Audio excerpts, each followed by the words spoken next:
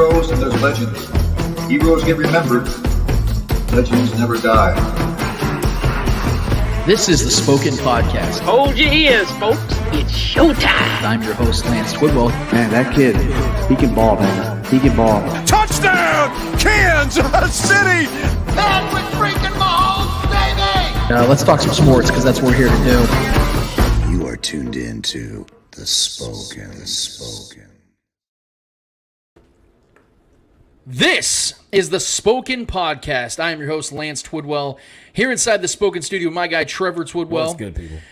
Episode 176, full swing, full motion. Obviously, you guys see that our guy, Mr. Eddie Ortiz, Mr. Yo, is out once again. Because as we all know, this guy seemingly is doing some sort of like celebrity tour around the globe. This man is always in and out of Kansas City. We miss him. We love him. But damn it, Eddie, could you stay with us for at least a couple weeks, man? We missed the Eddie Hour already because we won't be having that today. But Stop I promise you living guys. your life, Eddie. Yeah, quit having fun. Quit living your life as if you only had one. This is where you belong, damn it. We don't want you having fun outside of this. We're trying to control our guy. I think we talked about the contracts last week. I think he realizes that his contract, About to get cut off. yeah, he's we're looking for free agents right now. But we might have to end up paying him, kind of like the Cardinals played Kyler Murray, which we're going to get to in a little bit. But nevertheless, we want to thank every single one of you guys for being with us, whether you're live streaming, whether you're podcasting, or whether you are YouTubing. We want to thank you so much for making time to be with us in this time, episode 176. We are officially in the time of the year where training camp has started for most NFL teams. In particular, here in Kansas City, we know that Patrick Mahomes and a lot of the veterans reported yesterday. We know that Orlando Brown Jr., the starting left tackle for the Chiefs, did not report because obviously he has not signed his franchise tag yet. We'll get into all that in a second. We're going to be handing out some L's. I'm sure that we're going to have some W's this week because I felt like there's some really good, even borderline touching W's that we can have this week. But Trev, thanks for being here with me, man, this week. I appreciate all the contributions you bring to the show, and to all you guys that contribute, whether it's on the YouTube channel, whether it's on Facebook, or whether it's on Twitter. Thank you guys so much for being a part of this, man. We really do appreciate it. It's fun every single week, and if we didn't have fun each and every week, we wouldn't be doing this. And we'd love the feedback that we get from you guys. And speaking of that feedback, if it's okay with you, man, if you have not already, go ahead and get on our YouTube channel. It's on the links of all of our videos that we put all the tidbits out there. It's in all of our details. Go ahead and hit the subscribe button. Let the people know what we do here at the Spoken if you haven't already. But if you have, thank you so much. We appreciate what you guys do for us. But let's get into some conversation here because, like I said, we have training camp full swing, full motion now for the Chiefs. And I think that there's some discussions to be had about this team moving forward. That's something that I've really been addressing this offseason in particular because of all the influx, all the movement that's been going on with the Chiefs this offseason. I feel it's very important to discuss this team moving forward. Obviously, this season is what matters the most because we know as long as Patrick Mahomes is on this team, it's a win-now mentality, or at least that's what the Chiefs should have, is a win-now mentality. Sure, you can build for the future because Patrick Mahomes is still in his mid-20s, but this is a team that can and has won at a very high level, at a Super Bowl level in this particular era. We know the running back tour is over. We know that generation's done with. A lot of the players that were on that team that won in 2019 and Super Bowl 54 are gone, but there's still a lot of pieces in place that still are here from that time, and I think those guys can help push this team in the right direction. But I want to talk about the focus of where our focus needs to be, from the fans to the players to the coaching staff to the franchise as a whole in this particular season. We've addressed that the loss of Tyreek Hill will slow down the Chiefs in a dynamic sense. But we also know that the Chiefs would win 12-plus games, and Patrick Mahomes would throw for roughly 5,900 yards and 34 touchdown passes if you spanned out their record and Mahomes' numbers without Tyreek Hill in the lineup for a 17-game schedule. Which is why today, this offseason, and moving forward, I am choosing to turn my focus to the defensive side and the changes they've made from one year to the next in regards to the youth, pure athleticism, and skill aspect. The Chiefs' defense might struggle at times this season. I think we all are expecting that because we know there's so many young guys, so many impressionable guys, so many guys that lack NFL experience that will be playing key positional roles on this team. But make no mistake about it, they have improved in areas they lack significantly in 2021. Primarily in the secondary.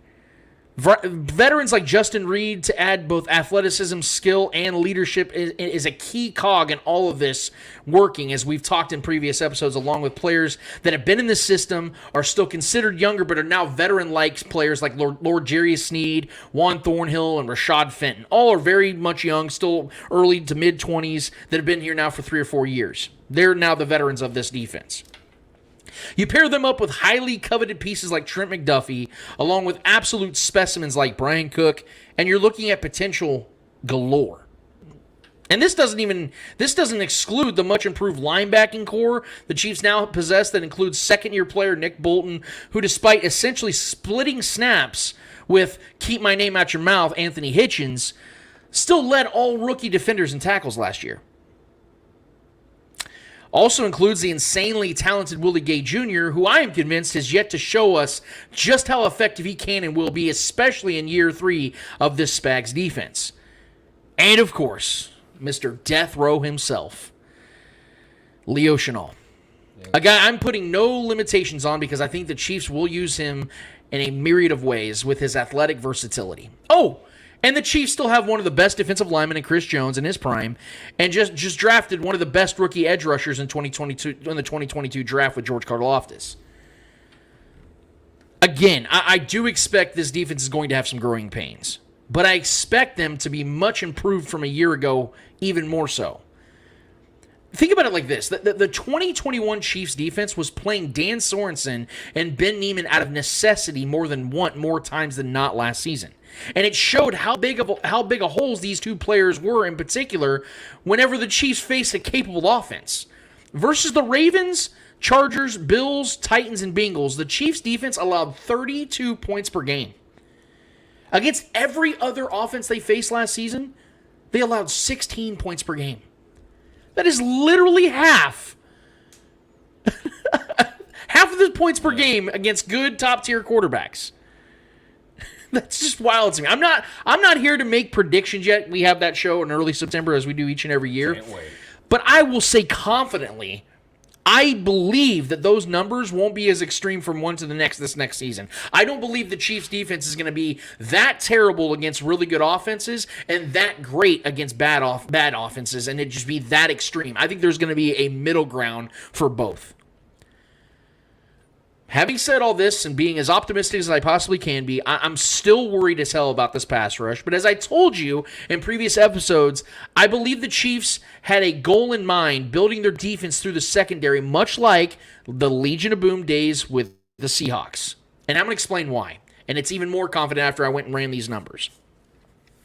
The Seahawks have the number 1 ranked defense from 2013 to 2015. That's 3 seasons. 3 years in a row, they have the number 1 ranked defense. The Seahawks have the number 1 ranked defense in the NFL. They never finished better than 9th in sacks in those seasons, and they averaged 16th rank in sacks during that span. So they were literally an average team, an average defense at getting to the quarterback, and still managed to lead their team to back-to-back Super Bowls and 35 regular season victories over that 3-year span. What made them great was their ability to force opposing offenses into slowing down their pass attack. And you can't say it was a different era because this was less than 10 years ago. There are still a number of players from that team that are still very much active in the NFL, and Pete Carroll is still chewing that same stick of gum. And as I said a couple weeks ago, this is the first time Spags has been a DC for a team for more than 3 years at a time.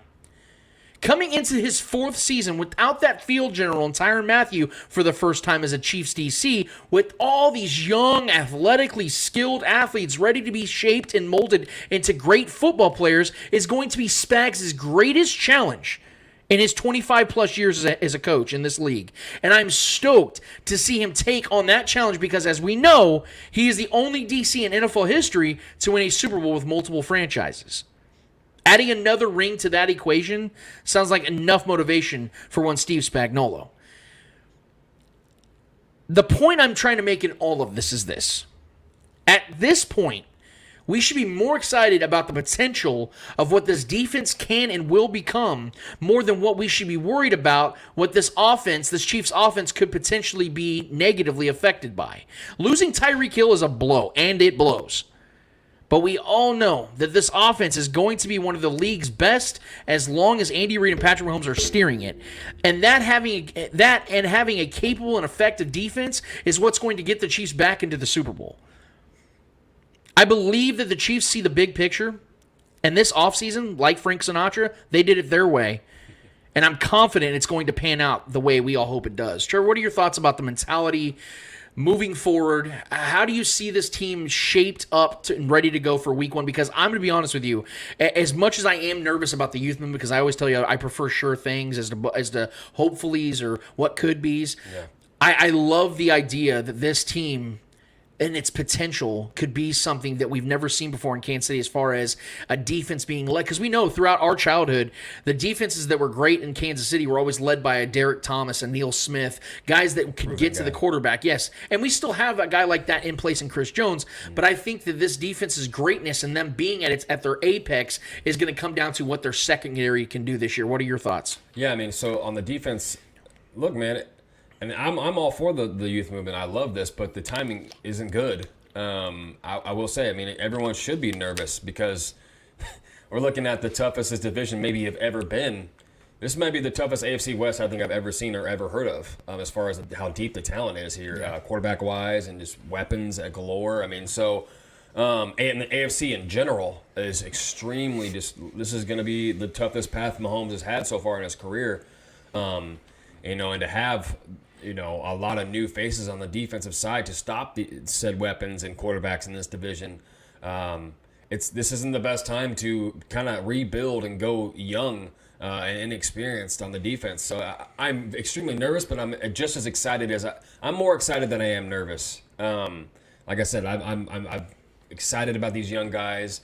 In order to be a proven guy in this league, you have to become proven. You have to prove yourself, right? So there's a lot of chances for these guys to do that, which is the most exciting part about all this for me. And now, I've said my piece about McDuffie being possibly a bust, if that's the guy I'm the most worried about just because of the draft capital and, moving up that far to and giving up, multiple picks to move forward to get him, putting a lot of trust in him. I want to see him become a stud in this league.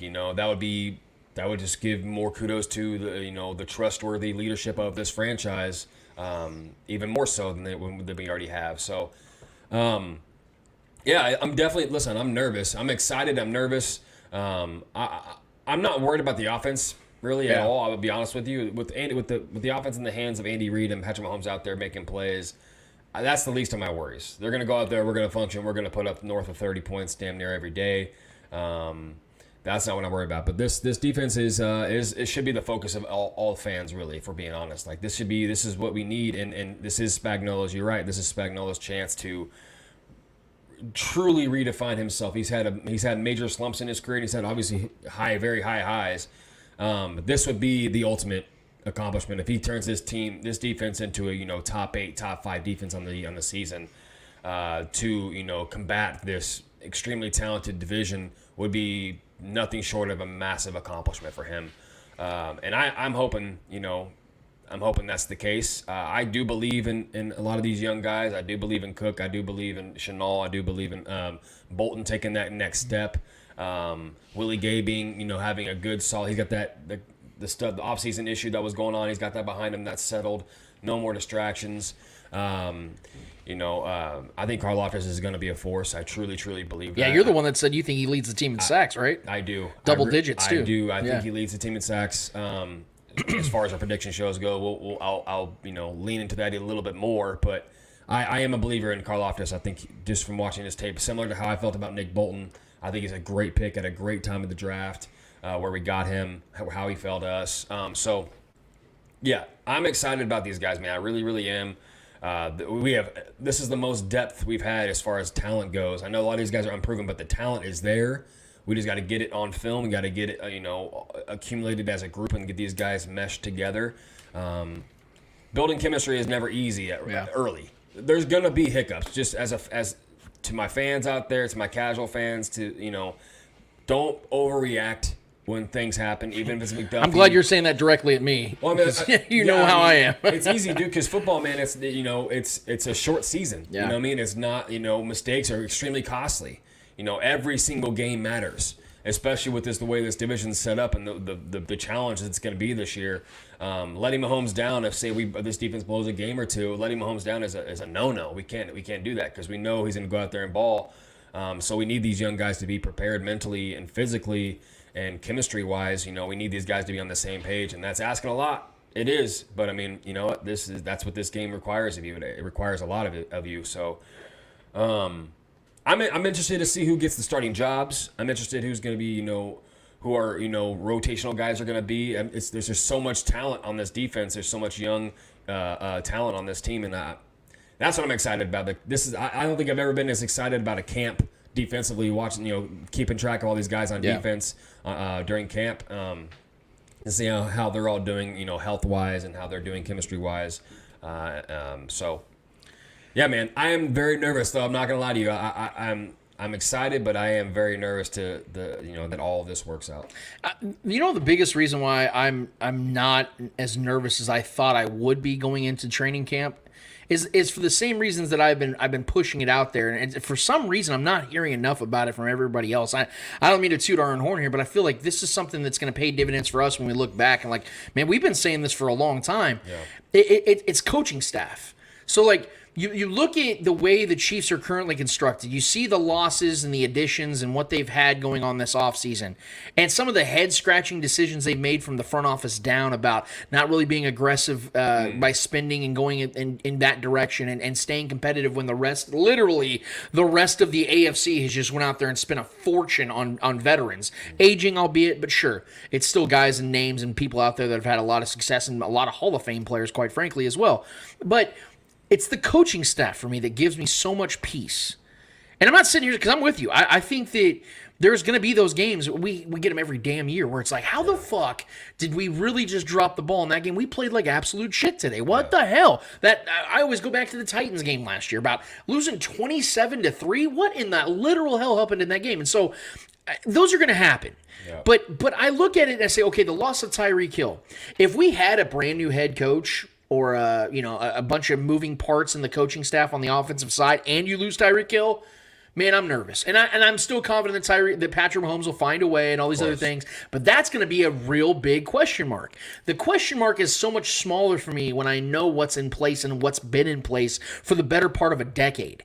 And the establishment, that knowing of what is and what isn't, and what Andy Reid brings to the table each and every year, the fact that Eric Bieniemy's going into year 5 as an offensive coordinator, the fact they went and got back Matt Nagy with all that head coaching experience he's now bringing back as a quarterbacks coach, that to me is what's going to solidify the fact, not to mention the fact the Chiefs did go and get Juju Smith-Schuster, who so many people continue to sleep on or try to downplay, not realizing the numbers he's put up with an aging Ben Roethlisberger that I've broke down several times over on this show. The fact that MVS, a guy that I'm not as big on, but has the skills and the capabilities that he has downfield to stretch this defense, along with McCole Hardman, who's hell-bent on making a statement this year with his own individual ability and to try to get himself a payday this next year off of his rookie deal. And, of course, like you said, Sky Moore, Ronald Jones, Clyde Edwards-Helaire trying to prove himself, an offensive line that's going to be solidified for Patrick Mahomes. Hopefully, we will see, but we're going to talk about that in a second, like I said. But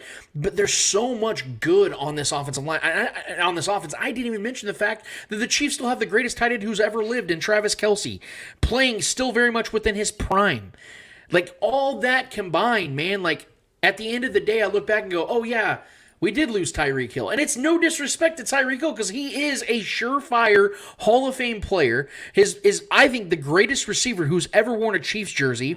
I think all those things are true. The show goes on, baby. But exactly. But because of the fact that all these other factors are still very much at play, I feel good. I'm literally James Brown right now. I feel fucking good right now, man. And when it comes to the defensive side of things, I've been very critical on Steve Spagnuolo a lot of times, but I will give him his credit when credit is due. Of all the defensive coordinators in the league right now, I would feel about just as confident of Steve Spagnuolo running this defense with all these formidable players as I would with any other defensive coordinator out there. And I say that confidently because, again, he has established this defensive system for now going on 4 years. That is saying something. That is a culture builder. And when you move out and you trim the fat, and see, that was the biggest worry I had, was that Steve Spagnuolo was going to keep bringing back these guys that were just clearly not good fits, that clearly were no longer athletically gifted, like Dan Sorensen. What separated him from the rest is he would make big plays because he was able to get to a certain spot. He can't do that anymore. Yeah. So they trim that fat. Ben Neiman, no business being on the field outside of special teams, continue to be thrown out there and would just get burnt. Those days are gone. And they filled those roles with guys that are younger, stronger, more athletically gifted, they have more to prove. They're not set in their ways. They're not these 7 to 12-year veterans. They're no longer those guys. These are dudes that Steve Spagnuolo can implement and change and put them in the right spots and really do what he wants to do with his defense, because now, more than ever, it is actually Steve Spagnuolo's defense. This is more his defense than it ever has been in the previous 3 years, because these are pieces he wanted. George Karlaftis was the guy he wanted. Trent McDuffie was the guy he wanted. Brian Cook, Leo Chenal, Justin Reed. These are guys that Steve Spagnuolo signed off on. And they're all within 25 years old or below. Like, that's wild to me. And then you have Juan Thornhill, who's out here speaking big. I like that stuff. Yep. I want that from a Juan Thornhill. Because I know the capabilities are there, because I saw him before he tore his ACL and what that guy brought to this defense. I think that guy's still there, and he's only 26 years old. Gotta see it, man. With the prove-it deal. Like, this is, so with Steve Spagnuolo, with Eric Bieniemy, with Andy Reid, with Matt Nagy, these guys leading the way, I couldn't feel more confident. I couldn't feel better about it. I'm not trying to sit here and pander. That's not what we do here. That's not our brand. We're not homers here, man. We're trying to bring realness. And I don't care if it offends other people. If I said that I'm worried as hell about this team this season, I would say it. Even if people get mad about it, even if people stop watching our show, I'm going to tell you the truth. And to me, this year, the theme of this year, not just with the Chiefs, not just with the AFC, not just with the NFC, I'm talking about the NFL. The theme this year is coaching. Coaching. Look at even at a smaller scale. A team that hasn't even been successful in the playoffs over the last 8 to 10 years are the Pittsburgh Steelers. But what do they do each and every year? They get to a winning record. They have not had a losing record in over 15 years since Mike Tomlin took over. What is the single consistent piece to that? Mike Tomlin. Have they had rosters that deserve to win 9-10 games? No. Over the last few years, no. Yeah. They have talent, sure. Really good defenses, a couple really good wide receivers or running backs here and there.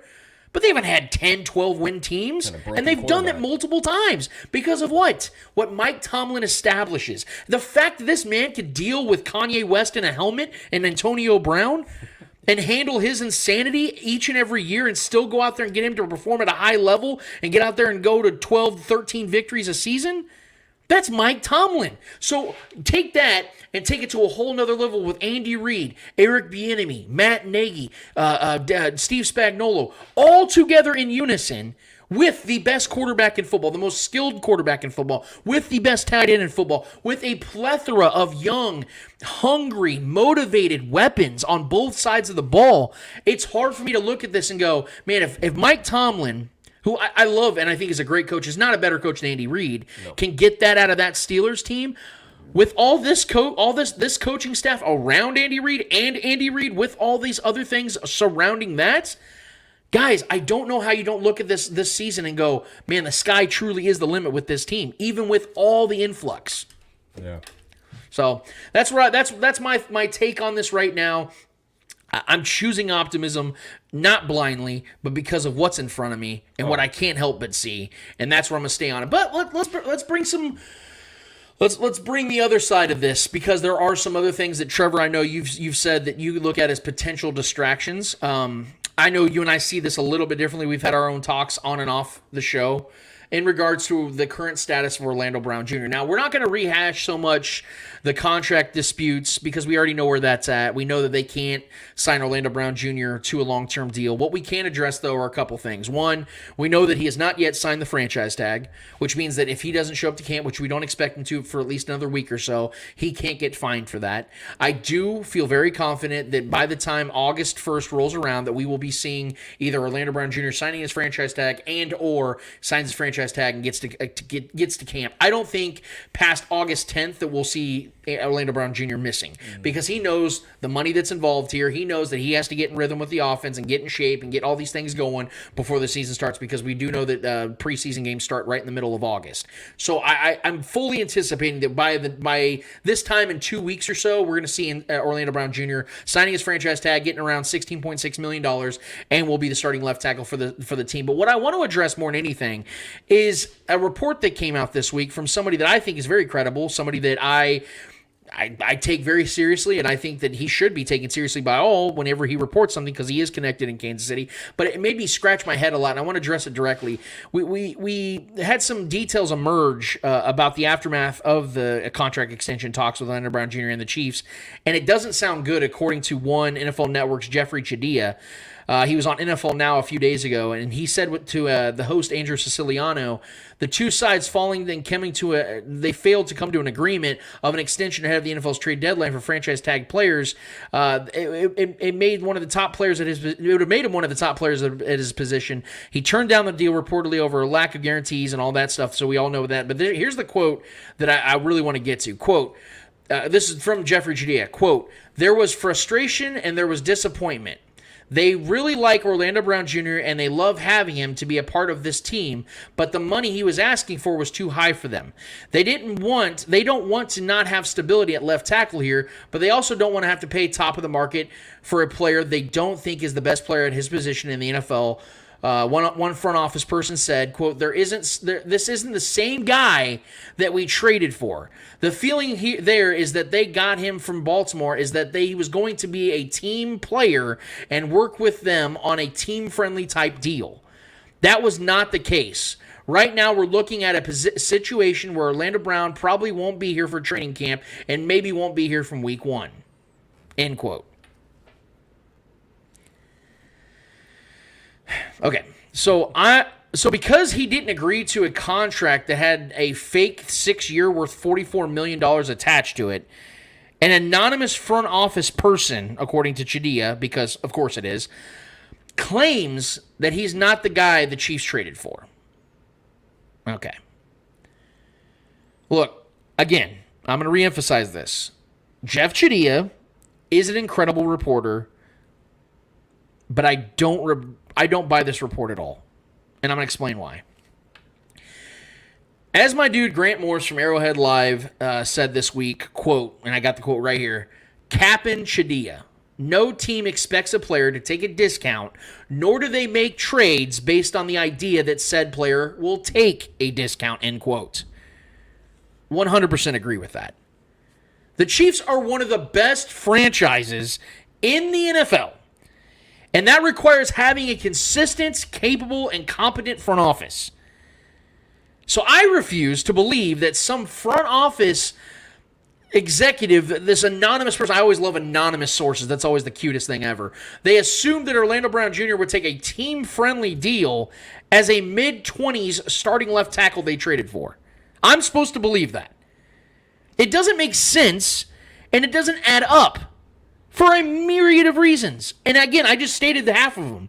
The fact that this is a mid-20s left tackle, the Chiefs said, we want him so badly, we're going to trade with a team within the AFC that's contending against us for championships. We're going to trade 4 picks to get this guy. But we don't see him. We're trading these picks in the hopes that he's going to give us a team-friendly deal. Knowing the premier position, knowing his age, knowing what he wants, because I know that has to be a discussion about what he's looking for.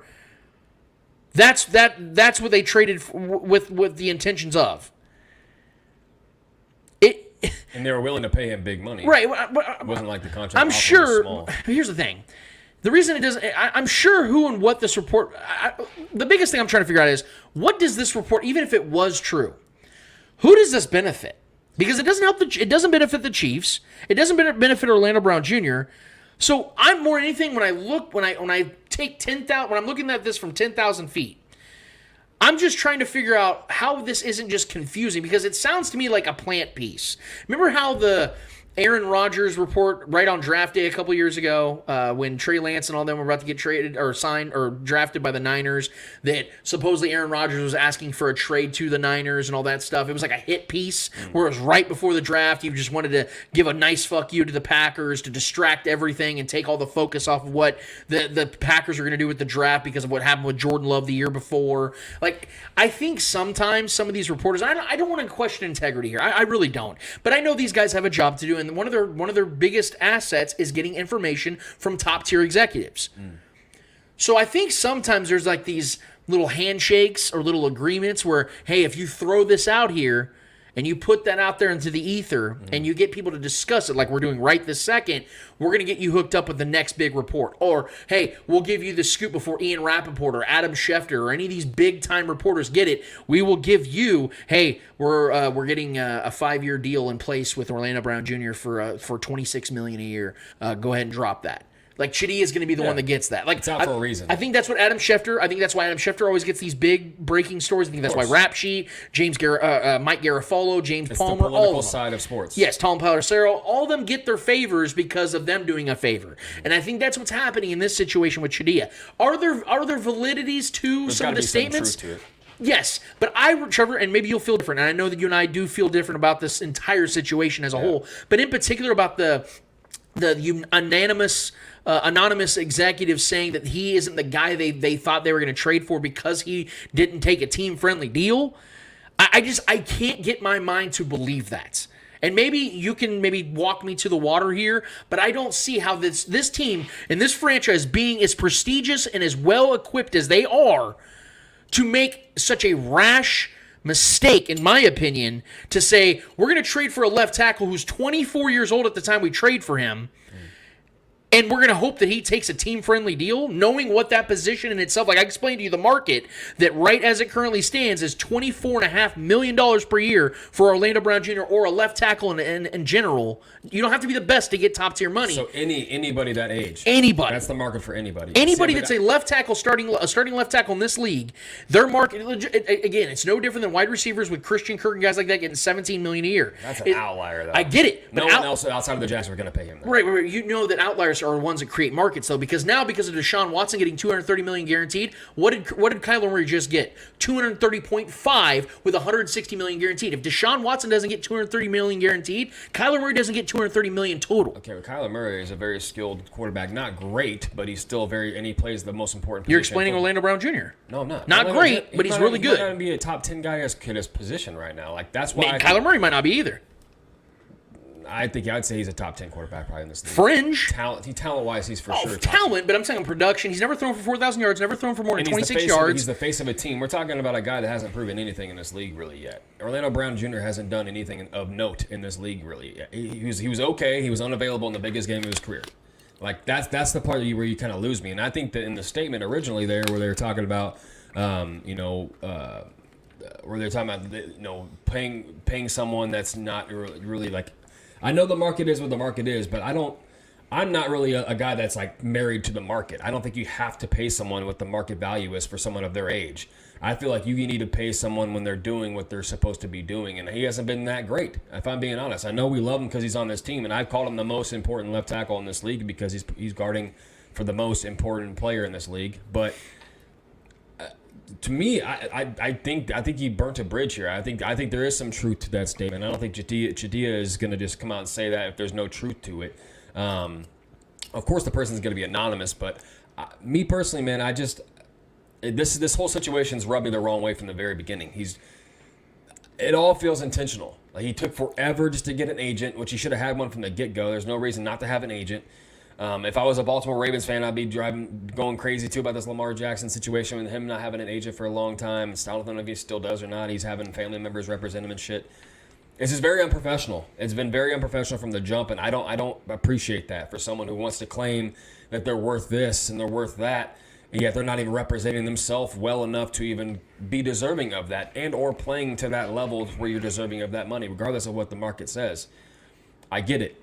But the Chiefs were offering them damn near a similar contract to what Trent Williams got. Exactly. Obviously, the guaranteed is different. But you're not Trent Williams. It's not even remotely, you're not sniffing the dude's jockstrap. So I just don't understand. I'm just confused on why Orlando Brown Jr. all of a sudden thinks of himself as this top-tier elite player. Granted, you think of yourself or whatever you want to think of yourself, but you weren't even prepared professionally to take care of the situation. Now you're sitting out of camp.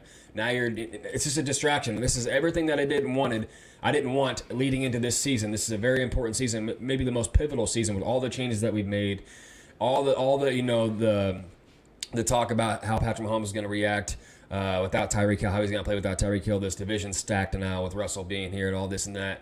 All these headlines and things that we needed all of our ducks in a row.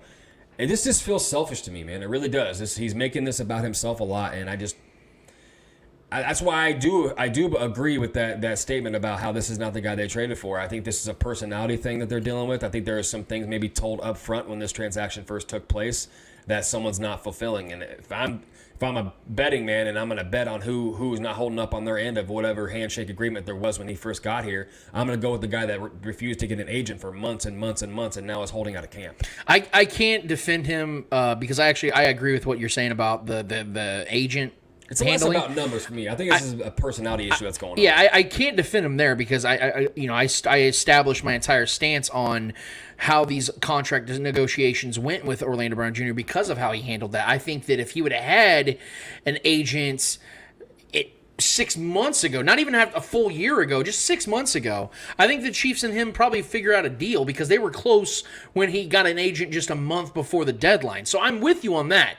My point, though, is it agent or not, the market remains. And I know what you're saying about you're not married to the market, but you know who is? The NFL. You know who is? The players. And that's apparently not the Chiefs. But here's the thing. Here's the thing.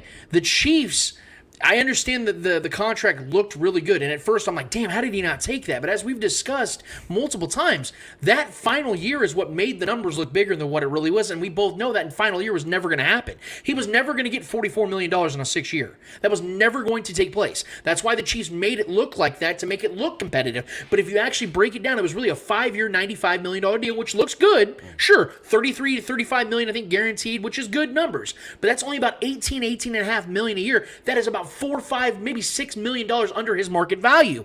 And for a player at his magnitude, at his position, and at his age, you have to go and get the most money because that is what the league tells you basically to do. Look at Patrick Mahomes. And again, I'm not trying to compare Orlando Brown Jr. I'm making a case for per position. Okay, look at it like this. Patrick Mahomes gets in that 10-year, $500 million deal. After that, look at how many other players have gotten more guaranteed dollars since Patrick Mahomes. Why? Because Patrick Mahomes went and set the market. He reset the market. That's happened for generations throughout sports. That when guys at a profound, high-profile level go and reset the market, guys that are inferior to them at their position make more money than them. Derek Carr at one point was the highest-paid quarterback in the history of the NFL. Derek Carr is not even a top 8 to 10 quarterback in this league right now at his apex. So what I'm saying is that even though you're not the best in your position, like you brought up Trent Williams, clearly Trent Williams is better than Orlando Brown Jr. But the market is set in place because of guys like Trent Williams that Orlando Brown Jr. can go and make more money, and that's what he's looking at. I get that. And that all makes sense. But there is context to each situation. Every situation is different. Every team is different. A lot of those contracts, these big guys that have reset the market, majority of the time are bad teams overpaying for players. The Raiders have been terrible. When they gave Derek Carr that big contract, they were like a 7-win team. And then Kyler Murray getting his money. The Cardinals are no one's worried about the Cardinals, right? So like a lot of these teams, and then Christian Kirk getting paid. But this is the Jaguars, and the Jets always are paying big contracts to guys to get them there. Like a lot of these, our context is different. We are a team that's chasing rings. We are a team that needs players to be on board. If you don't want to be on, look at the Patriots. They did it for years. There's guys that would take pay cuts when they knew they were worth more, or they took more after they won a ring with them because they decided to go chase a ring and then cash in. Orlando Brown, to me, is just I feel like he feels like he's entitled because he's at a premium position in this league, but yet he's not performed up to the point in my mind to cash in yet. I just don't feel that way. And I think there are some bridges being burnt with this personality. And you know how Andy Reid is, and you know this front office is. If there's personality issues, we've seen it with Marcus Peters. We've seen it in other guys that have had issues personality-wise. It's not a talent problem. But when there's things being broken and conversationally they're digging themselves into a grave, they will be gone, right? And we will look elsewhere. We will find other ways. And I'm not saying that's what's going to happen. I'm not saying Orlando Brown is going to be the guy for the future. I don't think he is at this point. I'm not sold on that yet because I think this is definitely throwing a wrench into everything. But context matters, man. We are a different team. We're not the Jets. We're not the Jags. We're not teams that are trying to just sign guys to big contracts to have big names and talented players here and there at different positions. We're a team that's trying to be well-rounded all the way, talented all the way around in this roster. We've seen guys like Travis Kelce take less money, being the second, third highest paid tight end in this position. We all know he's the best. We all know he's the GOAT, right? But that's context matters in this situation, man. And I think Orlando Brown has a lot of proving to do before he can think he can stand on that stage. But here's the thing that I have to push back on just a little bit, just because I think the market. But. You know, I'm not even going to say the market. It's okay. You mentioned about how the Chiefs are a team that are playing for championships. Therefore, it's almost like a "you come to us" type of thing. Like I get that. I understand that's a thing. For years, yeah. Okay, but here's the thing. You want to talk about outliers? That is what the Patriots were. That's okay, what we want to 20 be too. years of dominance. I get it. Yeah, my point that's though the is, goal. but what did they do? They spent money at certain positions though. They did spend money, big money, on offensive line to protect Tom Brady, and that's what I'm talking about. That's where I stand. And here's the thing. This is the reason why I do not believe this report. 100% do not believe this report. I think there are. Its entirety? I think there's. I have a hard time believing the part about him not being the guy they wanted. For all that to be false. Here's the reason why I don't believe the part about him not being the guy they traded for. If that was the case, why did they still try to sign him to a long-term deal? Because if he's not the guy, why were they still willing to pay him upwards of almost $20 million a year for the next 5 to 6 years? If he's not the guy and they know what they have in Patrick Mahomes, why would you want to lock him up until Patrick Mahomes is 31 years old? This is why these are tough, though, because there's probably so much that was said and so much that was discussed and back and forth that we still don't know about. The fact that they're coming out and saying that this isn't the guy that we traded for, this isn't the guy we thought it, blah, blah, blah. There's probably other things we just don't know about that are in the dark. That's why there's these vague reports and things like that. There's got to be some truth to him. But there's no way that he comes out, Judea just comes out and just pulls this out of his ass. I get it, but what I'm saying is the report never talks about like integrity or off-field issues. It says because of he didn't take a team-friendly deal. They're not saying he's not good enough. They didn't say anything about his moral compass or his characteristic flaws, anything like that. It's talking about strictly business. Well, it doesn't really so give for you me, much at all, but my point though is that you talk about not spending big money or overspending on players. Even with Trent Williams at 32 years old, with draining knees, literally draining knees, bad knees, the Chiefs are trying to spend over $138 million on the man. So he wanted guaranteed money. Right. The way the contract breaks down, it looks like he just wanted more guaranteed over more years. I think what it is Orlando Brown Jr. I don't want to speak for the man because I don't know the dude. I've never talked to him. Yeah. I think what happened is he realized, holy shit, I got to get my agent in place. I got to make this work now. And then he did that, and he realized this is my market value. I'm being told this is what my market value is. The Chiefs are trying to make it and prop it in a position to where it looks like they also see it the same way, but the language and the fine print is what separated them. And for me, I tend to defend the player more times than not in that regard. Because I know what a player is worth, especially like you said, he plays the most pivotal left tackle position in the league because he's protecting the most pivotal piece in the NFL. And now he's a fucking distraction. But here's the thing, Trevor. To your own point, though, if he is the most important left tackle in the league, should he not get paid like it? No, he hasn't performed. I'm saying he's simply that because he's in that position. He's got to play up to that level, bro. You don't just. That's what I'm saying. The context matters when you're on within each certain team. He's only the most important left tackle in this league because he's protecting the best player in the NFL. So you're in a position that he hasn't played good enough? No. How is he proving that? And he wasn't even available in the biggest game in 1 year of his career. Okay, but you do realize that last season, as much as he struggled for the first month and change, he had a better season at left tackle for the Chiefs than Eric Fisher did in 9 years. And Eric Fisher was a top 10 left tackle in the league. Hot and cold on Eric Fisher. I get it, but I'm saying that just take 2018 to 2020. Eric Fisher was a top 10 left tackle in this league, and he protected Patrick Mahomes. Okay, he didn't miss starts, and when he did, the Chiefs. Here's the thing: when he missed, the Chiefs had their worst stretch in the Patrick Mahomes era. When he played, they didn't lose a game for almost an entire year. You remember the 2020 season when Eric Fisher came back from his injury? They didn't lose. And I'm not saying it's all because of Eric Fisher. My point, though, is the solidification of said position. Right. Orlando Brown Jr. is an upgrade to Eric Fisher. He is. He played better last season than Eric Fisher ever did with the Chiefs. The entire season. The entire season, and as a whole. He gave up fewer sacks, fewer pressures. He had fewer penalties than Eric Fisher ever had in a full season of playing. The only season Eric Fisher had less sacks allowed and less penalties is when he only played 8 games in 2019. And I will say that speaks more than just... You're talking totality of you're talking about as if Orlando Brown is the offensive line. This offensive line was far more improved than the line that Eric Fisher was playing with. I agree, but best center in football. But even saying that, though, the Chiefs had 2 of the best tackles in football while Eric Fisher was there because he also benefited off of Mitchell Schwartz on the other side of it. For sure. Let's not pretend like the Chiefs haven't had a good offensive line for the majority of the last decade. Did we not call this last year's offensive line the best offensive line Patrick Mahomes played behind? Yeah, and who played with him? Orlando Brown Jr. We didn't have a Joe Tooney. We didn't have Pancake Poppy. There's a lot of guys on this offensive line that are dogs. 100% agree. This is by far the best, and we were looking forward to. But who's the most valuable? Who's the most valuable of all 5 guys? Always the left tackle that's the most valuable and most important. But this is what I'm saying. This is where I feel like the ego out of nowhere is coming. I wish we were talking about Tyreek Hill holding out or something like that. Some kind of superstar player that is like noteworthy amongst the league.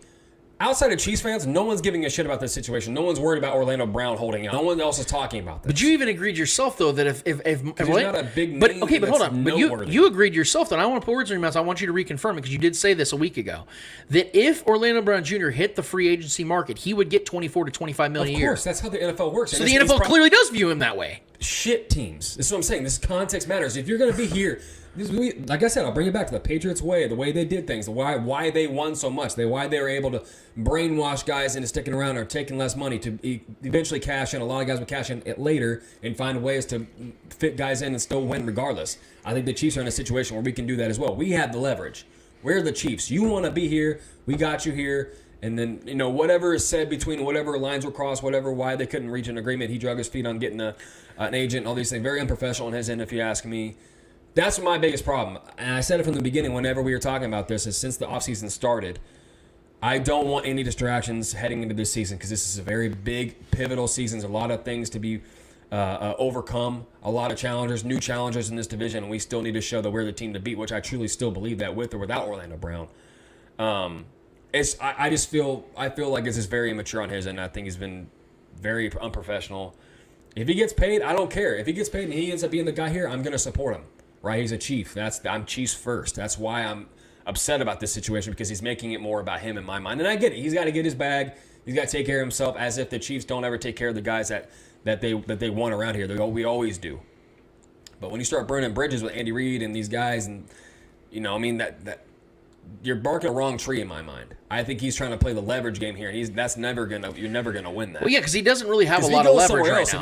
If he goes somewhere else to the Detroit Lions, everyone's going to forget about Orlando Brown. Yeah, but you got to remember that a lot of guys, I'm sure winning is important to a lot of guys in the league, but I think you would agree with me that if, let's say you and I were in the NFL, obviously we'd love to win a Super Bowl. Obviously that'd be something we'd love and admire. But if I knew that I can go to regardless of what the team structure is, if I knew I can go and get myself $50 to $100 million guaranteed, I'm taking the money. Even if I'm leaving a better situation, it's because of the fact, legacy at that point. Yeah, but here's the thing: legacy isn't something that I can hold in my hand. What I can hold in my hand is money that changes the entirety of my family for generations.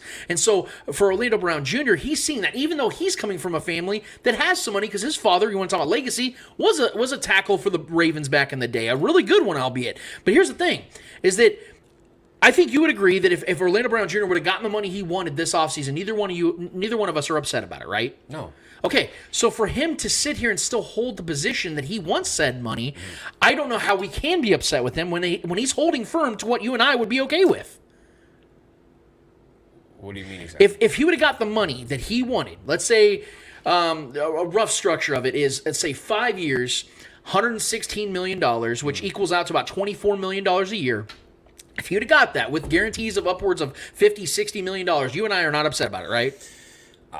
I don't think he deserves the big-time money. I don't think he deserves the... So you'd been upset if he'd have got that? Probably, because I think that'd be overspending on a guy that I just don't think is proven yet. I think that money could go elsewhere to find other position players. Like who right now? Like where? You know? I'm just saying. Like obviously, he didn't think that the contract that was offered to him was good enough. So I don't know, man. I've never really been sold on him yet. I haven't seen it enough. I really just haven't. And I like him. If he's gonna be the guy for the future for the next 4, 5, 6 years or whatever, we eventually find a way to keep him here, which I don't think that's the case anymore. I think things have changed, and then we've had that discussion. Bring that up real quick because I want to move on after this in just a second, but I want you to bring that part up. Well, we made our personal bet that you bring that out there because I want everybody to know about this one. It's a baby bet, just a $50 bet. I bet Lance that that I think after this season he either gets tagged and traded or just tagged and plays out another season. I think this bridge is burnt here. I think there's gonna be more things to come out about this situation. I think the Chedilla report was just a little teaser, a little vague teaser. We don't really know much about what the context is there and who said it. I mean, obviously, it's an anonymous person, but I think it was reported for a reason. I think Orlando Brown isn't the guy of the future at this point now. That my mind has definitely changed, and I'm not just being dramatic. This is not me just reacting dramatically. I think there's reasons why things went the way they did, and and I don't think the front office is very pleased about how things have been handled from his end and his camp. So I think me and you made a bet that he either next season will be tagged and play and then be gone the season following, or he'll be tagged and traded, which I think is the most likely one. He'll be tagged and traded after this season. And the reason I took this bet on and I felt very confident about it is because I feel I know this sounds strange, I get it, but I feel even more confident about a contract in place after this season than I did a contract in place after last season. And the reason why I say that is this. Because first of all, I believe Orlando Brown Jr. is going to have a career year this year. I'm so confident in that. Because he'll have a full good trade value. He'll have a full calendar year of being in the system. I don't hate Orlando Brown. I know. This is good conversation, though. Good. Yeah. But I think he's going to have his best season because he's now going to be so integrated in this offensive scheme, being next to Joe Thuney, being next to all these other great, prolific offensive linemen the Chiefs have. For him to be in, man. And the fact that I think that the market for him isn't going to go like insanely up, but even if it was going to, even more money next offseason. Exactly. The cap is going to go up exponentially from one year to the next, and then in 2024, even bigger than that. And who knows? That could have been a conversation that he had with the front office. Exactly. About, hey, next year Frank Clark's ass is gone. And that's the other thing is that I think that because of how close this got, because we had heard reports from several different reporters, nationally and locally, that stated that the Chiefs and Orlando Brown Jr. really did bridge the gap at the end, right before the deadline. So for me, there's nothing bad there's no bad blood. I'm sure that there's some frustration. Obviously, he's not at camp yet. Yeah. He's probably going to take his time. And I think the Chiefs understand that because I listened to Andy Reid talk yesterday, and he was you could tell that Andy's like, dude, I've been down this road. I know how this goes. It's okay. Like, it's business. Yeah. We want him loves here. His O-lineman. Yeah, he loves Orlando Brown Jr. He knew his father, like all these things. Like, there's a semblance here that I really do appreciate between the two. So even with a disagreement in place, it's like you and I. We have our disagreements, but at the end of the day, we're family. We get shit, we squash shit, we get shit done, and we figure out how to move forward. It's literally no different. It really isn't. So I think that he's going to go out there, have his best season. The Chiefs are going to realize, holy shit, we really did trade for a guy that now just became a franchise left tackle for the next 10 years. Yeah. He's still so young. Like, look at Trent Williams in his mid-30s now, still the best of his game. Orlando Brown Jr. has the potential to be close to that. I'm not saying he'll ever be Trent Williams, but he could be a top 5 left tackle in this league one day. I think the Chiefs realize, like, oh my God, this is a guy we want to lock up for the next 5 to 6 years. Let's pay him market value. Let's pay him what he's worth. Let's get those guaranteed dollars in place. Let's figure out a good compromise between the two. Him and his agent now have been together for a full calendar year. Let's get this done. Well, I think that's what's going to happen. Let me say this, too, just to put this to bed. I always say, I am a Chiefs first guy. Whatever is best for the Chiefs, whatever contributes to wins, I'm all in on. I don't care what name is on the jersey. I don't care what number it is. I don't care who's coaching. Whatever contributes to wins is all I care about as a Chiefs fan first. So if I will gladly admit my wrong. I'll gladly, put my foot in my mouth if I'm wrong about this situation. If he becomes the guy and he becomes a Chiefs Hall of Famer, one of the best, left tackles in Chiefs history, and for this time on, I will accept that. Obviously, I want that to happen. If that's who he's going to be, I want that to happen. I want him to be here. I just want what's best for this team. Mm-hmm. That's point blank period on my end. So. And what's best for me is getting that $50 from you in a year's time. So I'll gladly give it to you. Shit. We got a couple other topics I want to get to today, guys, because and one of them is Chiefs related and the other one's outside of the realm, but I want to get Trevor's takes on this one as well, because I think that's a hot topic that I want to kind of round everything off with. So we did hear the news that that Chiefs hopeful, I'm going to put him as a Chiefs hopeful right now, Justin Ross out of Clemson, just got it done having foot surgery, if I'm not mistaken. In particular, I think it was foot surgery.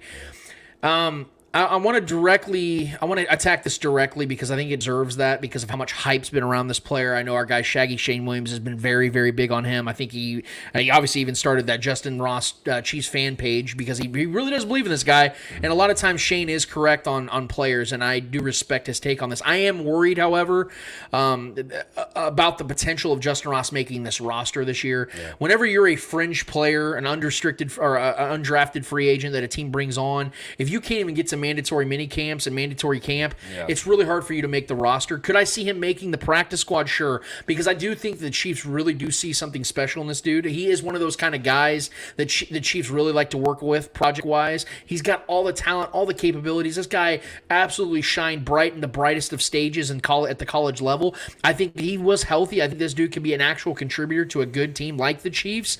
The problem, though, is that this man, before football is even really starting, before the pads are on, before he's actually in between the hash marks, he's already banged up. He's got several spinal injuries. He's got knee injuries. He's got ankle injuries. He's got all kinds of problems that are facing him in his early 20s. And for me, it's hard for me to believe that a guy in a collision sport as violent as football is, for you to be dealing with this this list of injuries in your early 20s, you're going to get better and healthier as you get older. It's really hard for me to believe that. I don't want to sound negative. I don't want to have a wet blanket on Justin Ross because I really do believe that he has the capabilities to make it work. But sometimes, unfortunately, there are a lot of guys out there that just cannot get out of their own way physically and continue to have ailing back issues, things like that. And when you have back issues at an early age, man, that stuff's going to linger for probably the rest of your life. And that really sucks to say.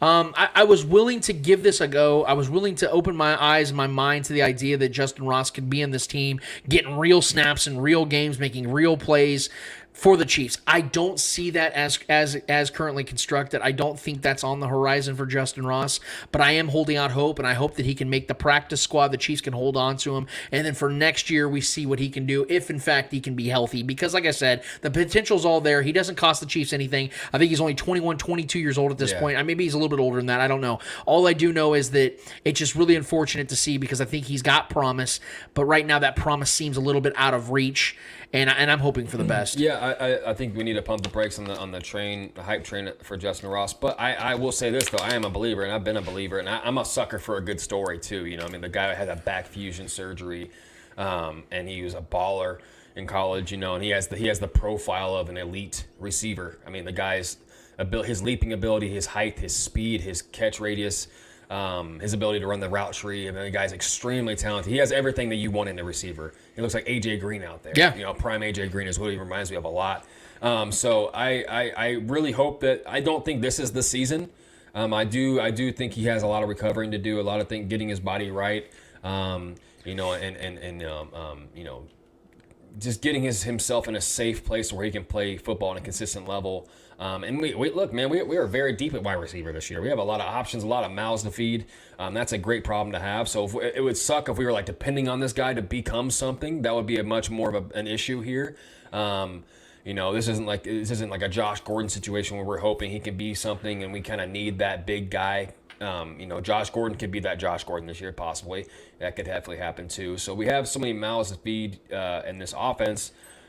This isn't something I think we're really banking on. Some fans, you know, obviously, you know, shout out Shaggy Shane. You know, yeah, we want this guy to become something. We love the story, and the talent is there, without question. The talent is there, and I think I think he can. I think he will. I'm gonna say I think he will be a part of this team eventually. I think you'll see, you know, time to play. I just don't think it's gonna be this season. I could be wrong on that. But I think there's a lot of other guys in line right now. I definitely think we'll keep him on, like you said, like the practice squad throughout the year. We'll keep him around.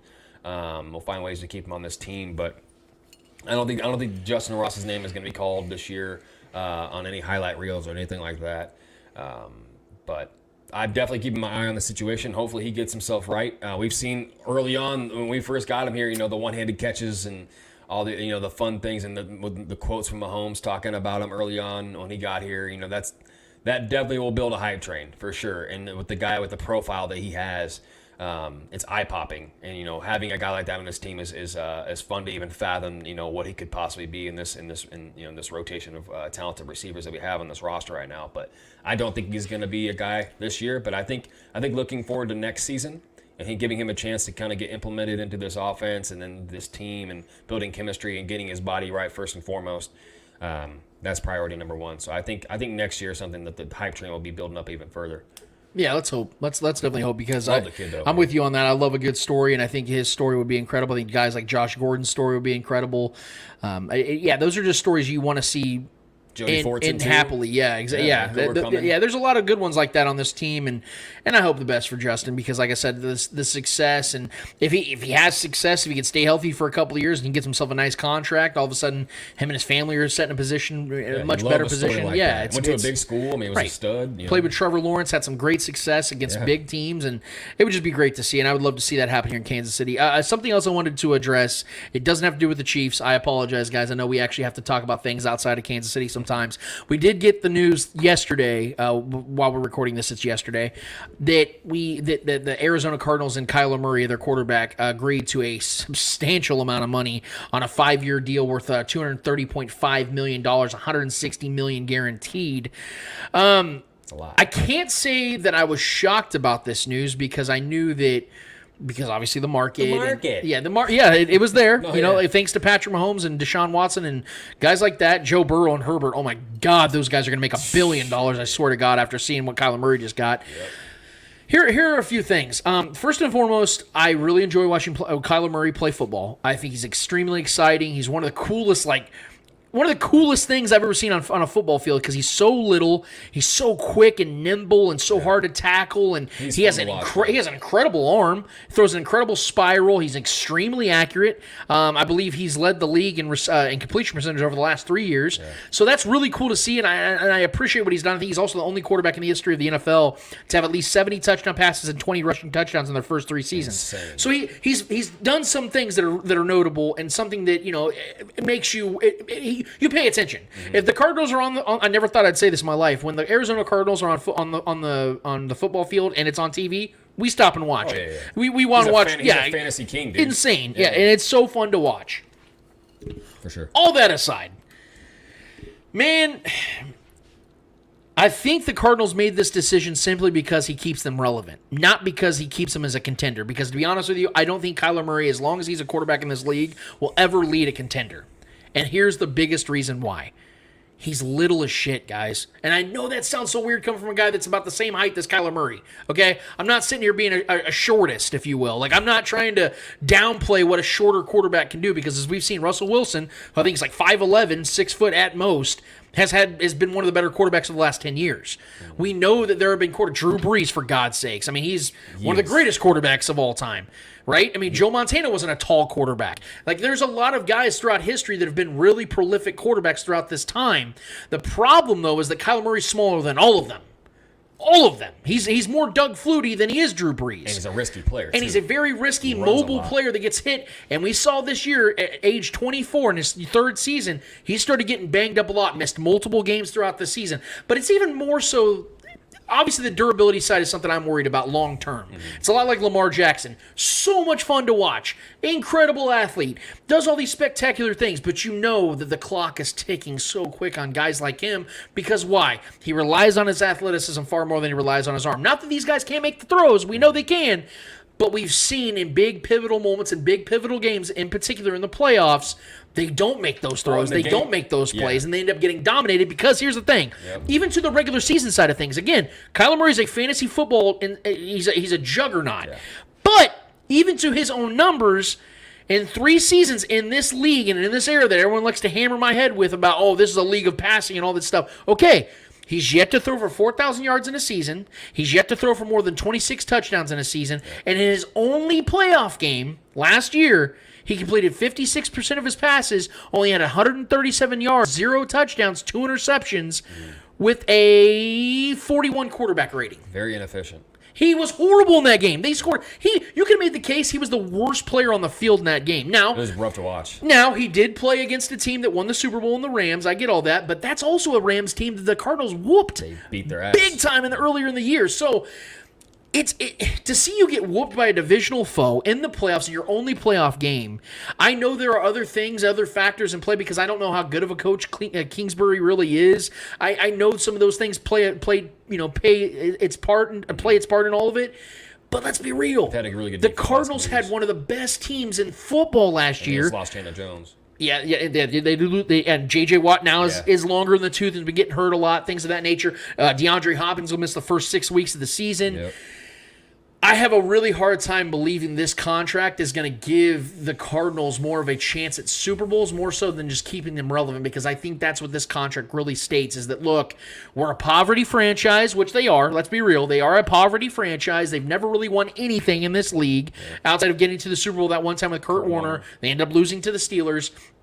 Outside of that small window in time and place that worked out perfectly for them, they've been a very bad franchise. And to get Kyler Murray first overall and to convince him to move from baseball to football, I get why they did it. I really hope people understand why they did it. As I think if in fact the Ravens do get Lamar Jackson tied up, and they've been a much better franchise than the Cardinals have been, the Ravens are, I think that's what the Ravens would be ultimately conceding to the same thing the Cardinals are now doing. Let's just stay relevant. Let's get John Harbaugh 10 victories and see what can happen in the playoffs. I think that's what we're seeing with some of these quarterbacks. And again, the money's there, the market's there for these guys to get paid, but there are levels to this, as our guy Mark Gunnels likes to say. There are levels to this, that you pay Patrick Mahomes, you pay Josh Allen, you pay Justin Herbert, Joe Burrow, you pay even Deshaun Watson before all this shit went down. You pay guys like that because you know what they're going to bring. It's a Super Bowl or bust type of mentality. And I just don't see that with Kyler Murray. I don't see that with Lamar Jackson. I don't think they have the quarterback skill set, and it's been proven in the playoffs, which is what I pay attention to the most, because Lamar and Kyler put up the numbers in the regular season. They produce at a high level for fantasy football, but when it comes down to the playoffs, these guys do not play at a high level, and that's been proven time and time again. I think this is just to keep them relevant. Yeah, I would have just traded for Jalen Hurts, and paid him much less. For have a similar type of player. And he's bigger and much stronger, if I'm being honest. I'm not paying him that. I'm not. But this is what I'm talking about when it comes to the teams meeting the market for these positions and being, and I'm not going to call them a bad team because they had the best record for like 90% of the season last year. They were the best. They were the last undefeated team. He wins games. I mean, granted, they've had a good defense the last couple of years. They've had weapons on that team. So he's good. I'm not gonna like Kyler Murray. He has it. I will say that he has that highlight reel. We've seen some in his young career. He's already made some crazy plays. He's so fun to watch. He's like Mighty Mouse out there, just running around, scrambling, making plays, extending plays. He's so athletically gifted. You can see his baseball mannerisms and the way he plays and throws the football. He's electric, but he's just not a very efficient and or consistent football player. He's just not.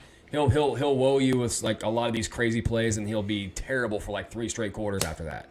You know what I mean? So paying him elite money like that is just, it's not something I would do. I don't care what anybody says. I don't care if it pisses the fans off. That's just not a guy that's going to go win you multiple rings or give you the chance to even be that. But I get it. The fans love him. He's their guy. I would have taken much chances otherwise and tried to draft somebody else and try to make a.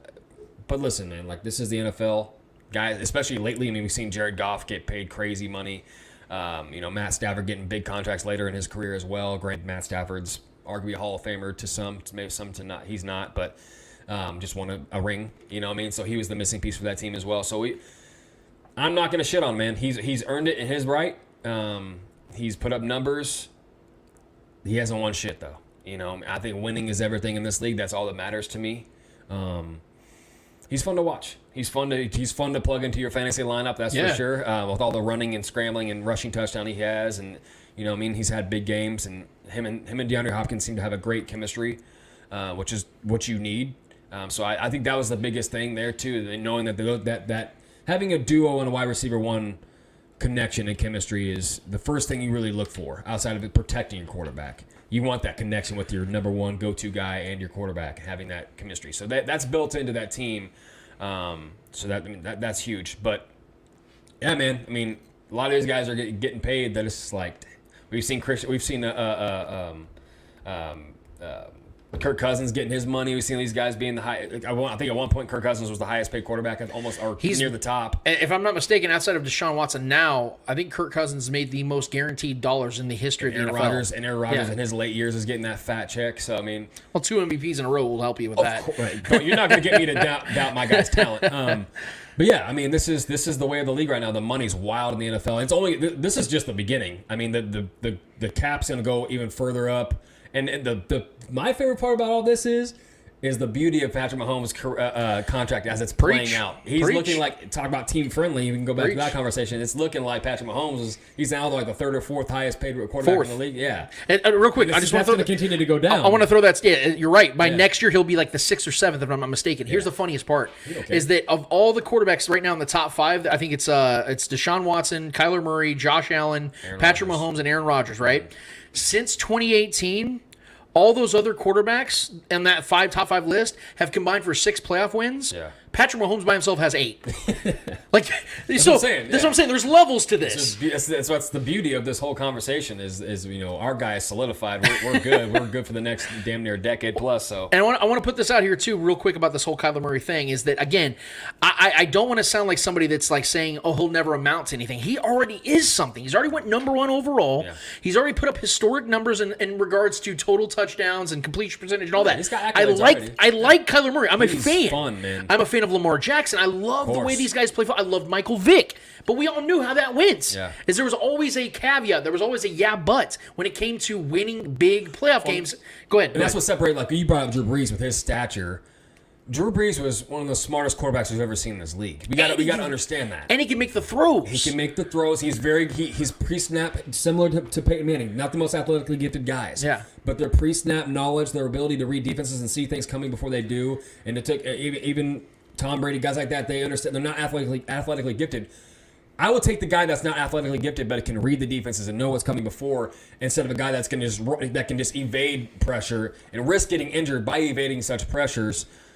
That's such a higher risk, and investing that much money into a guy like that is scary, and that's what's scary about as a Ravens fan. Don't we get nervous every time we see Kyler Murray get grabbed by one of these 6'4", 280-pound defensive linemen? It's Lamar Jackson's got like 6 inches on him, and I'm getting nervous when he runs the ball. Yeah. He's not a big guy. He's tall. Lamar's better at avoiding the big hits. Yeah. And like you said, his structure, his build kind of helps. Catching a couple he's much bigger. Yeah, he's like 3 inches taller, 3-4 inches taller. Because he knows. Yes, he has more of a man body. I hate to say that, but it's the truth. And this is coming from a shorter guy. And the NFL is catching up to those kind of quarterbacks too, because linebackers are smaller and lighter and quicker. They're more like free safeties now. And here's the other thing about the comparisons between him and Drew Brees and other guys like Russell Wilson, who, by the way, Drew Brees and Russell Wilson are the 2 greatest quote-unquote shorter quarterbacks in the history of the NFL, and it's really not all that close. You can throw Michael Vick in there, and Kyler Murray will eventually probably put himself in that category. But those are the outliers, Drew Brees and Russell Wilson, right? 2 Hall of Famers that are around 6 foot and below.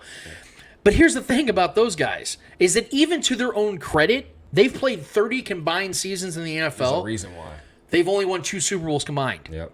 Like, we always talk about the disappointment of the Packers and how they had Brett Favre and Aaron Rodgers, 2 of the 10 greatest quarterbacks to ever live, only having 2 combined Super Bowls, and we're just like, damn, how did that happen? Well, it's the same thing with Russell Wilson and Drew Brees, because in their times, in their eras, they've been top 5 quarterbacks the majority of their careers, top 10 quarterbacks for the majority of their careers, and they could only win 2 Super Bowls in 30 combined seasons. That says a lot, too, man. But what I'm saying is the context of even to the outliers, it's not like they had 4 combined Super Bowls and we can sit here and go, I think Kyler can get 1 because they're the outliers and they set the bar so high. I think he can achieve that. Yeah. As difficult as it was for those guys, it's going to be even more difficult for Kyler because, to your point, those guys aren't as privy to getting injured as him because, like I said, he's even smaller than they are. And the league, like you said, is getting even more athletic, even quicker, even stronger. He has to face that as his time goes on. And him being 24 now, and at age 29, 30, is he going to be that same guy? Well, and two, I mean, a lot of the reason to why Drew Brees and other guys haven't succeeded is because they played in an era where they were not the top. They were great quarterbacks. They've been great quarterbacks, but they were dominated in an era where Tom Brady and Peyton Manning, were the kings. Yeah. It was always about those 2 guys. Who's gonna outduel who, and everyone's betting on those 2 guys to be in the Super Bowl every single year, and damn near they were. Yeah. Or a Big Ben every once in a while as well. So, you look at Kyler Murray and you compare him to his peers. Where does he rank amongst his peers? He's got Patrick Mahomes. He's got Justin Herbert coming. He's got Joe Burrow and all these guys that are up and coming. He's not in the ranks with them in my mind. He's talented. He's just he's close to as far as talent goes. But as far as like being the full package and a true winner and a guy that I'm going to bank on to go get a ring at any point, I'm never going to bank on Kyler Murray getting a ring. And I feel similar to that with Lamar Jackson. As much as I love him, I just don't think he's a guy that's going to completely get there. He's going to have great regular seasons. He's going to get MVPs. His number is going to break records. But those are not guys I'm banking to go win rings. And to finalize my entire take on all of this, and I kind of hope I'm wrong because I would love to see Kyler have great success and get to some Super Bowls, get at least a few. Success, I want to see that, but here's the thing. Yeah. Leaning even more into my theme that I've talked about this season, what my theme is for the NFL as a whole is coaching. We talk about Russell Wilson and Drew Brees being the outlier. You know what else benefited them? Having 2 Hall of Fame head coaches, and Sean Payton and Pete Carroll. Matters. Right? That always matters. Kyler doesn't have that. Yeah. And I like Cliff. He's cool. He's this handsome guy, and he's Patrick Mahomes' buddy, and there's that cool connection. Yeah. He hasn't really been a good head coach so far, and I think that he's gotten a lot more credit than he really deserves. And until I see him take his coaching game to the next level, or I see Kyler Murray get a better coach after this season or whatever season, Clinton Kingsbury ultimately gets fired if that happens. I'm going to hold true to that, is that I don't think Drew Brees wins a Super Bowl without Sean Payton. I don't think Russell Wilson wins a Super Bowl without Pete Carroll.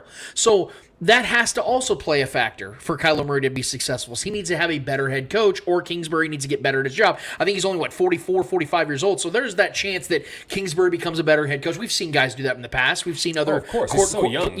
Coaches get better at what they do. If that, in fact, happens, then I can open up that door a little bit more and pay attention to it. I just think there's a lot going against Kyler Murray for success physically and the structure around him, even with a good team. I just don't know if he has the coach in place for that, but we'll see how it goes, man. Because, like I said, they have an opportunity. The NFC West took a massive hit this year with the Seahawks being absolutely atrocious, which has not been the case for the better part of 10 years. We don't really know. I'm expecting the Niners to be a good team, but we have a lot of questions with that team as well. And then the Rams, do they have that same fire and fervor inside of them to go out and get another Super Bowl? There's a lot of questions in the NFC West that haven't been there for a long time. So Kyler does have a chance. We can see what he does, man. And I'm happy for him. I'm happy for his family to go and get life-changing money. $160 million guaranteed, man. I applaud it. You know what I mean? I think that it's great to see. Is it gonna pan out on the football side of things? We'll see. He plays after he gets paid. We've seen a lot of guys get paid and go down the tube. So we because of the fact we don't have the Eddie Hour, man, I wanted to kind of expand on a couple portions of our show. Actually, quite frankly, it's the final portion of the show, which, by the way, Trevor, what's it called? Hold this L. Each and every week we finish off the show with a series of L's in the world of sports, whether they're friendly or not friendly L's in the world of sports. I promise you guys, they are deserving of those L's, whoever holds them. Trevor, I'm going to start with you on your L. I have a couple things I want to address on mine, so I'm going to be a little selfish and expand on them. But I want you to go ahead and knock yours out. Who is holding the L for you this week? Mine's going to be quick. It's I'm going to continue to ream on these guys, on these old heads, every chance I get, because it's such a frustrating thing to consistently see these ad hominem attacks on players that are simply making true statements. J.J. Redick, once again, is getting blasted by none other than the famous, legendary Jerry West, who I love, admire, and respect as a businessman, as a player, as the logo, as a guy that helped revolutionize and move the NBA forward as a product. A guy that was truly before his time. He was a baller. I'm not going to take anything away from Jerry West as a player, as a guy, as an individual, as a family man, as whatever title you want to give him. The guy's great. I love him. He's a good guy for sound bites too. But unfortunately, this sound bite bit him in the ass. As he was chewing gum on live radio, he was making this statement. Basically, I'm not even going to go into read it all, but I'm just going to give you the kind of the hot points here. He said, so he's referring to, as a lot of you know, J.J. Redick made that statement about Bob Cousy playing against plumbers and mechanics and all those things, which is a fact. A lot of those guys had side jobs and or were that before they were playing in the NBA. That's how talented he had to be in that era. He said this. He said, obviously the game is completely different. The athletes are completely different. By different, he means far better. I'm going to say it for him. I know JJ a little bit. Very smart kid. True. Yeah, smart kid. 40-year-old kid. But tell me what his career looked like. Wes answered. What did he do to determine games? He averaged 12 points in a game in the league?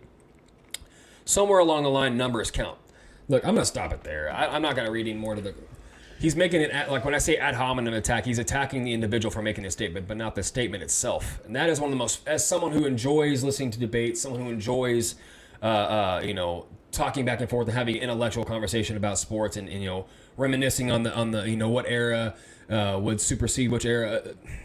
Listen, this is such a tired take. People are attacking JJ Redick as an individual, not what he's saying. Right.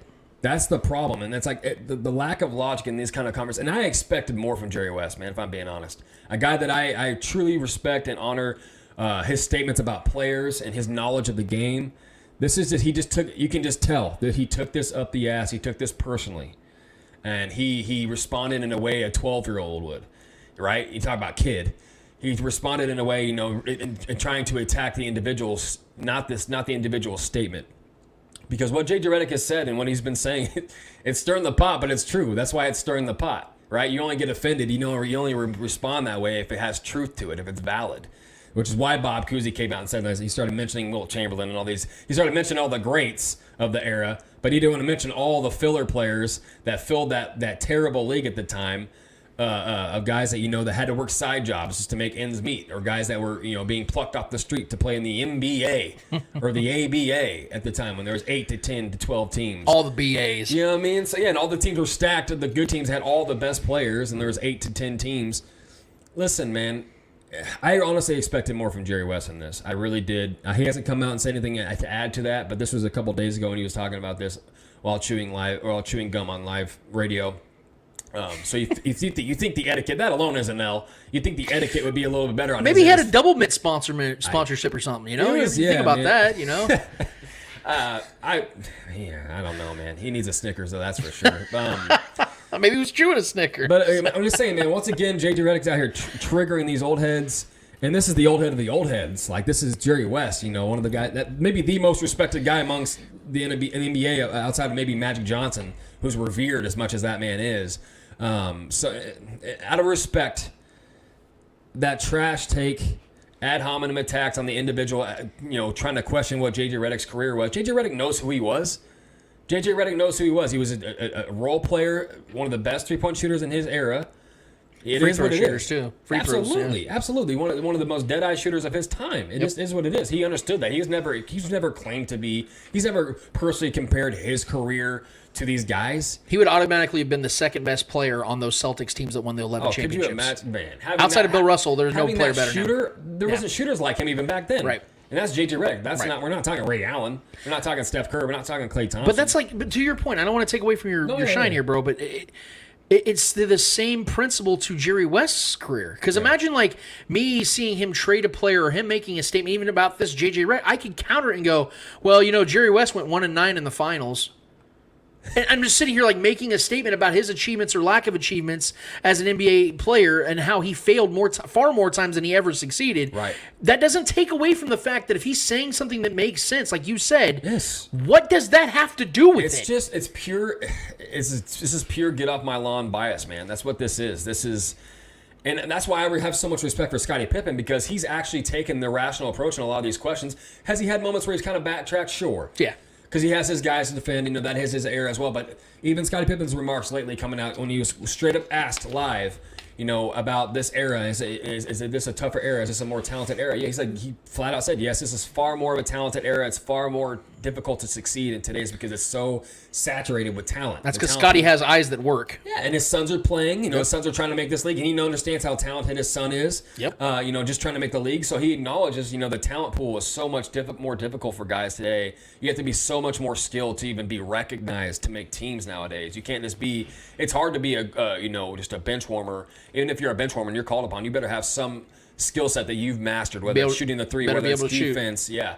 I mean, 3-and-D guys will always be valuable, so those kind of guys are always there. But if you're not a good three-point shooter, it's really hard to make a roster if you're not good at defense and or shooting the three or shooting jump shots, period. So I appreciate guys like Scottie Pippen that will forever keep it real and have a rational response to questions like that. But unfortunately, I expected more out of Jerry West, and that was a very – he took it personal, and you can tell. And I just – for me, that's worthy of a holding an L. So for that – the legendary Jerry West, do me a solid favor and Hold this L. Good L, man. I appreciate that. I actually want to give out, because our guy Eddie Ortiz isn't here, I want to give out a couple dubs before I get to my L, because I think there were some very worthy W's this week.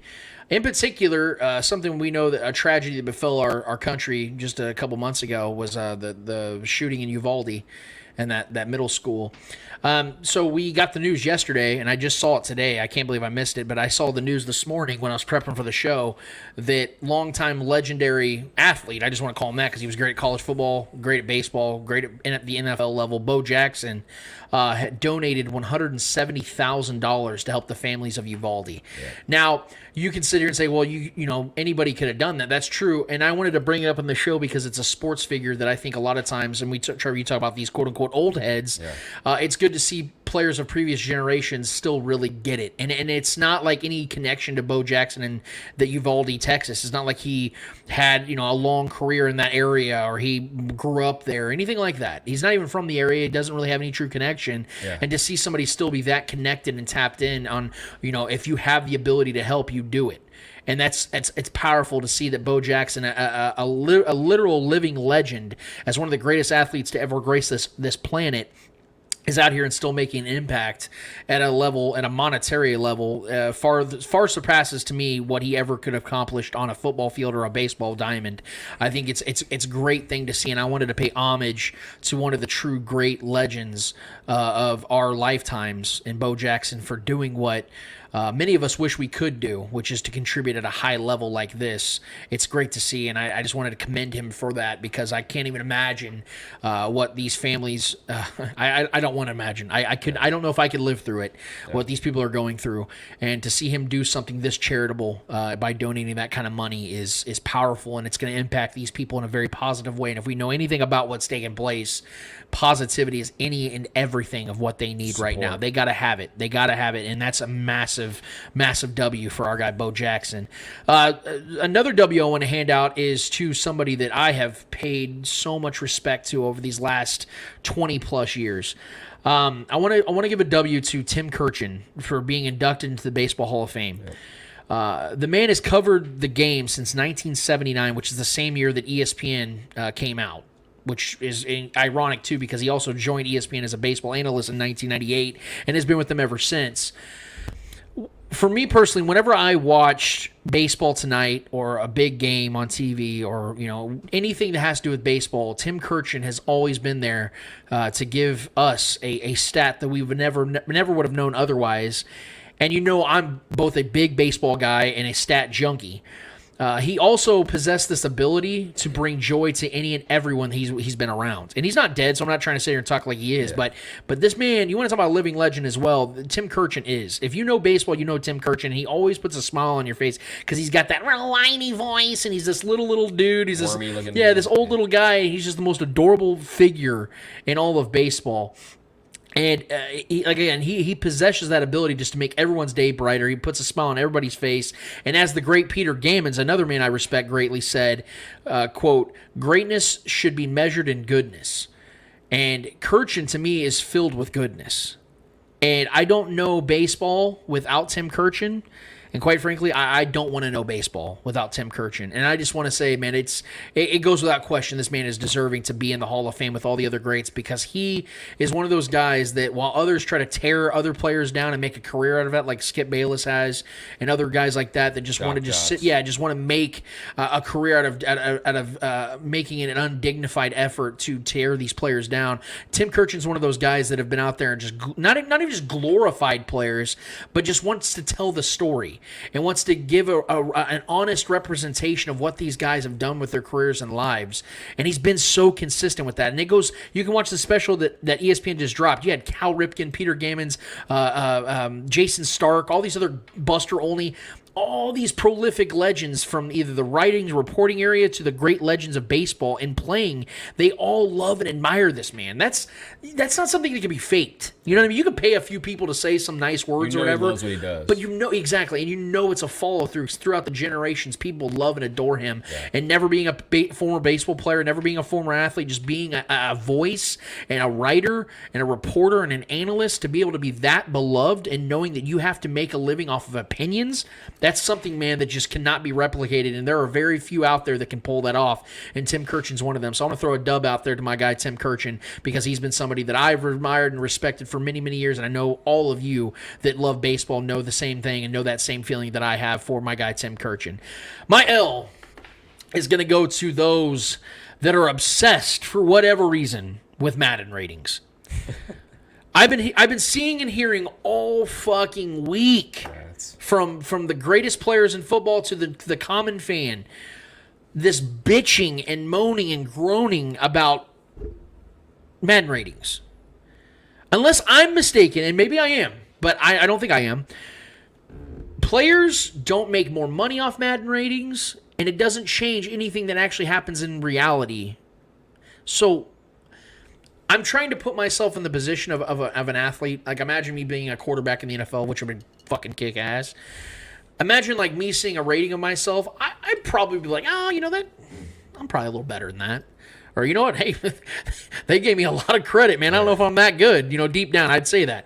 But I can never imagine, and again, this is me speaking from where I'm at, so I'm not trying to sit here and say I know what I would do. But I would imagine that I'd be like, yeah, I don't really give a fuck. You know what I mean? Like, I'm more concerned about what goes on the field, what I'm actually doing, the money I'm making. Like, I'd be more concerned about that, because maybe it's just a lack of desire of playing video games, because I haven't played video games in well over a decade. I'd love to, but I just never, we've never bought a console or anything like that, and I'd probably get addicted, so it's probably better that I haven't. Yeah. But I don't understand this obsession of like, I saw Willie Gay, I think he had a rating of like 69 or 70. He's like, man, just take me off the game. Now, he's obviously saying it tongue-in-cheek, but it's like, if we're really going to go down it, do we need to start criticizing players based upon, like, Madden ratings? Like, where does it end? Like, where does it begin and where does it end? Like, is it really relevant? And if it is, like, why is it relevant? And I don't really see why it would ever be relevant. I know it's just a talking point. I know it's July. I know that there's not a lot going on, so therefore we have to kind of discuss these things. But it's the obsession of it, because I see players even throughout the season saying, hey, man, I just had 3 picks in that game. Why the hell am I in the 90s yet? Oh, I'm not in the 99 rating? What the hell? Tom Brady talking to Jamar Chase, which I thought was incredible, when Jamar Chase said he wasn't like the top 10 rated wide receivers, which is absurd if we're being honest. Sure. Tom Brady's like, bro, it's all good. They didn't even put me in my second year. They didn't put me on the game my second year. So that's funny. Like, I like that stuff, but yeah, I don't think this is important, and I think that we all just kind of need to let this one go. So for everyone obsessed for it, the obsession in its entirety, do me a solid and hold this L. Appreciate it. All the gamers out there. This is a fast, fun-filled show, man. We had a lot of discussion, though. I think we crammed in a lot. It's a lot different when we don't have our guy Eddie Ortiz, because the Eddie Hour kind of gets us to dive into other aspects and other subjects in the pro sports world, or just the sports world. Color to the show. Yeah. We miss our guy Eddie. I know he's going to miss a couple shows in September, that bastard, but we always make do, and we want to make sure and give you guys consistent content each and every week, which is why we do ask, humbly I might add, that you do join us on YouTube and subscribe to our channel if you have not done that already. And if you already have, go ahead and spread the word. Let the people know where they can reach us. We do a show each and every week, and we're going to continue to do so until these wheels fall off, man. This is what we do. This is what we love, and we know that you feel the same way, which is why we continue to pump these shows out. But in the meantime, man, I hope you guys appreciated the show. I hope you guys enjoyed this time. Let us know if you guys have any ideas that you want to bring to the show. If you guys want to comment in, feel free, man. Add to what we do here. This is why we do it. We are the Spoken. We're not us just speaking to you. We want everybody to have a community of discussion, and that's what it's about, man. That's where it's at its healthiest. We are so close to NFL football being back, and I cannot wait for that. We're going to have a fun, awesome season. We cannot wait to get to our prediction show, which will be here a little over a month from now. Hold tight with us, guys. We've got some great guests lined up. We got some great shows coming your way. But in the meantime, for Trevor Twidwell, for the great Clay Wendler that puts all this together on the backdrop of this bad boy, I am Lance Twidwell. Episode 176 of the Spoken Podcast is done, finished, and finito. And until we're here in 1 week's time for episode 177, we out of this bitch. Later.